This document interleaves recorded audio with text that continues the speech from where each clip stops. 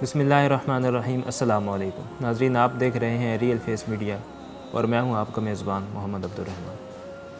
नाज़रीन, जब हम कुरान पाक और हदीस मुबारक पर गौर करते हैं तो हमें यह मालूम होता है कि इज्तिमाई निज़ाम में बिगाड़ तब पैदा होता है जब अमानतें और मामलात उन लोगों के सुपुर्द कर दिए जाते हैं जो उनके अहल नहीं होते, यानी अमानतें ज़ाया कर दी जाती हैं।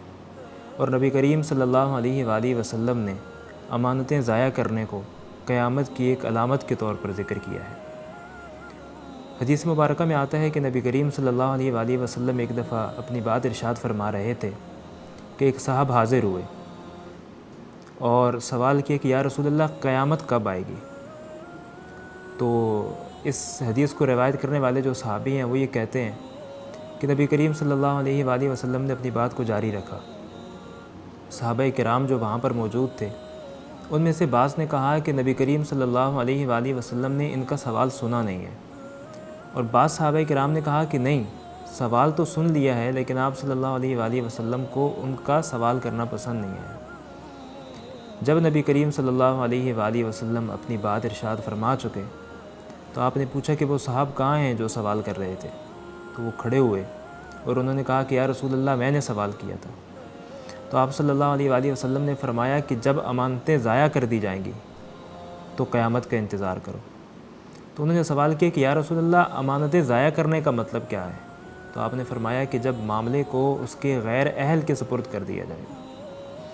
अब अमानत की 3 किस्में हैं या अमानत के 3 मफ़हूम हैं।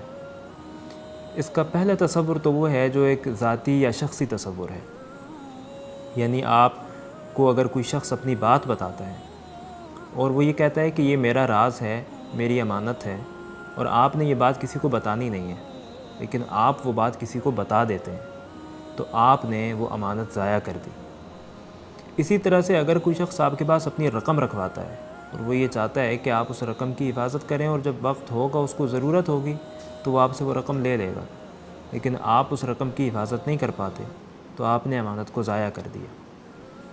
अमानत का एक तसव्वुर आलमगीर तसव्वुर है, जिसे कुरान हकीम ने कहा, इन्ना अरदनल अमानता अलस समावाति वल अर्दि वल जिबाली फअबैना अन यहमिलनहा व अशफक़न मिनहा व हमलहल इंसान इन्नहु कान ज़लूमन जहूला, कि हमने ये अमानत पहाड़ों पर और ज़मीनों के ऊपर पेश की, लेकिन उन्होंने इसको उठाने से इनकार कर दिया और वो डर गए, लेकिन इंसान ने इस बोझ को उठा लिया, और इंसान बहुत ही नादान और ज़ालिम है।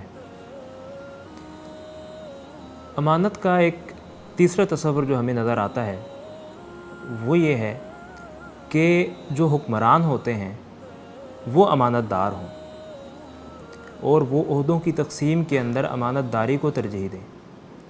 जब ओहदे और अमानतें गैर अहल लोगों के सुपुर्द कर दी जाती हैं तो इससे मुआशरे के अंदर बिगाड़ पैदा होता है, और हमारे यहाँ इस दौर के अंदर जो ओहदे तक़सीम किए जाते हैं उनके अंदर अमानत का ख़याल नहीं रखा जाता कि एक शख्स उस चीज़ का अहल है भी कि नहीं है।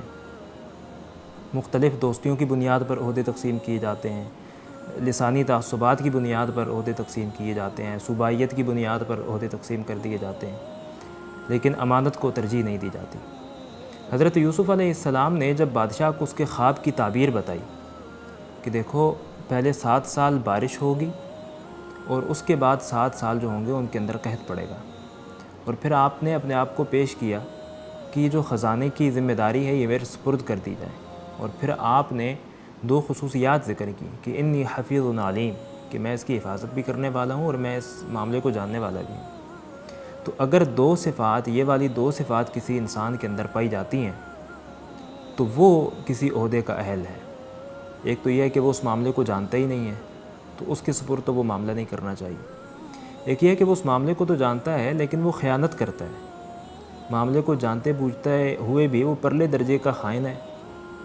तो जब उसको भी ओहदा दिया जाएगा या कोई उसकी सुपुर्द अमानत की जाएगी या कोई मामला उसके ज़िम्मे लगाया जाएगा तो वो उसके अंदर ख़यानत करेगा।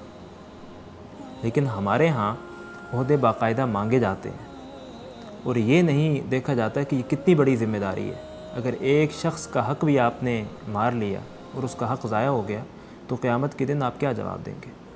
اور پھر وہ لوگ جن کے ماتحت کروڑوں لوگ آتے ہیں، اگر ان میں سے بہت سارے لوگ قیامت کے دن کھڑے ہوئے کہ یہ شخص ہمارے اوپر حکمران تھا اور اس نے ہمارے حقوق کو ضائع کیا، تو آپ سوچئے کہ کتنا مشکل مرحلہ ہوگا اور وہ کیسے حساب دے گا۔ نبی کریم صلی اللہ علیہ وآلہ وسلم نے فرمایا کہ قیامت کے دن جس کا اعمال نامہ بند رہا اور اوپر سے اس کا حساب ہو گیا تو وہ تو بچ جائے گا، لیکن جس کا اعمال نامہ کھل گیا اور ایک ایک چیز کا حساب ہونا شروع ہو گیا تو وہ عذاب سے نہیں بچ پائے گا۔ تو اس معاملے میں ہمیں اللہ تعالیٰ کو خوف کرنا چاہیے اور لوگوں کے حقوق ادا کرنے چاہیے۔ اگر کسی کے ماتحت لوگ ہیں تو اس کو ان لوگوں کے حقوق کا خیال کرنا چاہیے، اور اگر کسی کی سپرد امانتیں کی جاتی ہیں تو وہ ان امانتوں کو ان کی حفاظت کرے۔ اللہ تعالیٰ سے دعا ہے کہ وہ ہمیں حقوق ادا کرنے کی توفیق عطا فرمائے اور امانتوں کو ان کی حفاظت کرنے کی توفیق عطا فرمائے۔ وما علینا الا البلاغ۔